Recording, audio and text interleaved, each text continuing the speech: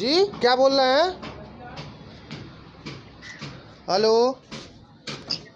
बताइए कितने बेटे हैं आपके? अब मेरे तो 3 बेटे हैं। जी 3 बेटे, नाम बताइए तीनों का। एक का नाम अभिषेक है। शंभू। अभिषेक कहाँ पर होता है आपका बेटा? वो तो लखनऊ रहता है।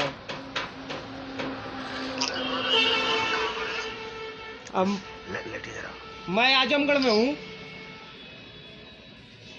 आपका ये जो अभिषेक बेटा है ना मेरे भाई, जो लखनऊ में होता है, अच्छा इनको यहाँ पर लेटे 10 जरा। मिनट पहले इनको अरेस्ट किया गया इनके दोस्तों के साथ। अच्छा उन्होंने आपका ये नंबर मुझे दिया है कि एक बार मेरे पापा से बात कर लीजिए आप। अच्छा। आप मुझे बताइए कि आपने अभी अपने बच्चे को यहाँ से क्लियर करवाना है कि इनको थाने में ले जाओ भाई साहब? मेरे बेटे को थाने में ही ले जाइए।